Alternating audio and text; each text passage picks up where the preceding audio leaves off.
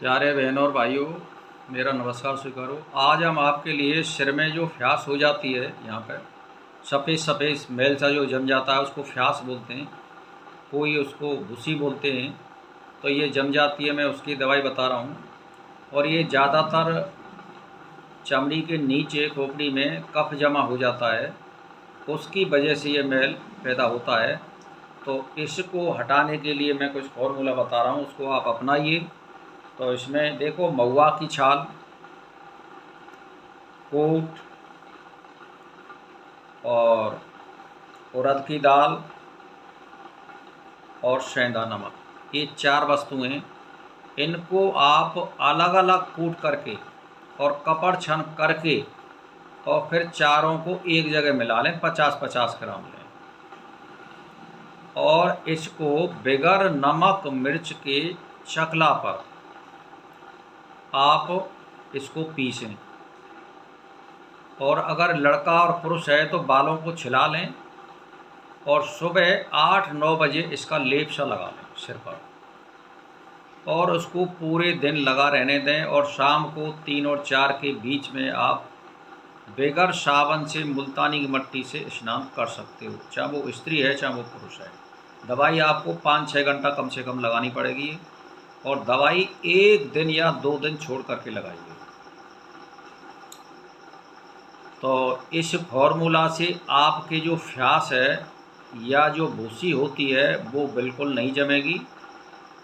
इसको करिए। और जो आपके पैर में आप चप्पल पहनते हो वो थोड़ी ऊंची एड़ी की पहने, इससे भी इसमें फ़र्क पड़ता है।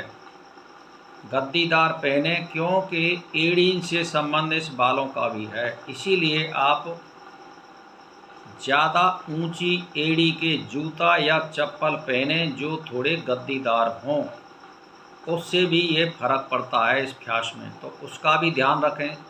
जूता या चप्पल मोटी एड़ी के या ऊंचे, उसको जो गद्दी ज़्यादा हो पाँव के नीचे, ऐसा कोई जूता या चप्पल पहने, तो इससे भी फ़र्क पड़ता है। तो इसको लें।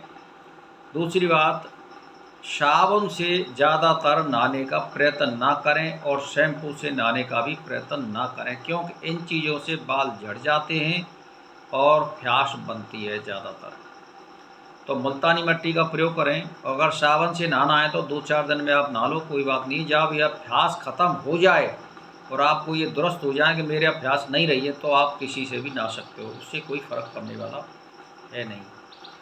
अब मैं आपके लिए दूसरी एक दवाई और बता रहा हूँ। पोस्त होते हैं, पोस्त डोड़ा जिसको बोलते हैं, वो पंसारी के यहाँ मिल जाते हैं।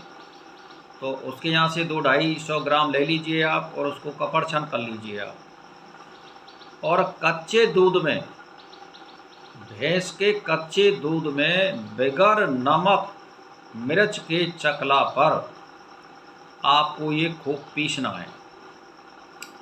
पीस करके, और अगर लड़का है और पुरुष है तो वो बालों को छिला लें और फिर इसका लेप करें, और थोड़ी देर इन दोनों चीज़ों की मालिश भी करें हाथ की उंगलियों से, जिससे वो हमारी दवाई रमे। और ऐसे ही जोड़ा वाले को करें। तो फिर 8-9 बजे लगा लें और 3 और 4 के बीच में आप स्नान आरंभ करें। इसके बाद आप ज़्यादातर या तो तिली का तेल लगाएं या सरसों का शुद्ध तेल लगाएं और उसकी खूब मालिश करें। तो इससे क्या होगा कि जो हमारी चमड़ी के अंदर जो कफ जमा हुआ है, तिली के तेल से या सरसों के तेल से वो भी जमा नहीं होता है अगर आप मालिश करेंगे तो उसको भी लगाइए आप, और इन दवाई को भी लगाइए। और मैंने आपको जो बता दिया है कि जो चप्पल होती हैं ऊंची एड़ी की या जूता होते हैं, उनको आप पहनने का अभ्यास करें। ज़्यादातर ये इससे भी रोग बन जाता है, क्योंकि एड़ी में जो धमक लगती है वो सीधे सिर पर टक्कर मारती है। तो इसीलिए भाई और बहनों, इसका भी ध्यान रखें। मोटी एड़ी की चप्पल पहने या जूता पहने, इससे भी इसमें फ़र्क पड़ता है, इसका भी आप ध्यान रखें।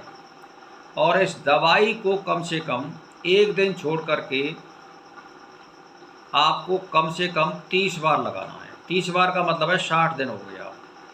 तो इसको इस तरह लगाइए और आप बिल्कुल ऐसी चीज़ ना खाएं जैसे मान के चलिए कोई ज़्यादा चिकनाई या कोई चावल और खीर वगैरह, क्योंकि इनसे क्या होता है कि कफ बनता है। इस पीरियड में जब दवाई हमारी बंद हो जाए तो आप कुछ भी खा सकते हो। तो इसको फ़ायदा उठाइए भाई और बहनों। मेरा नमस्कार स्वीकार।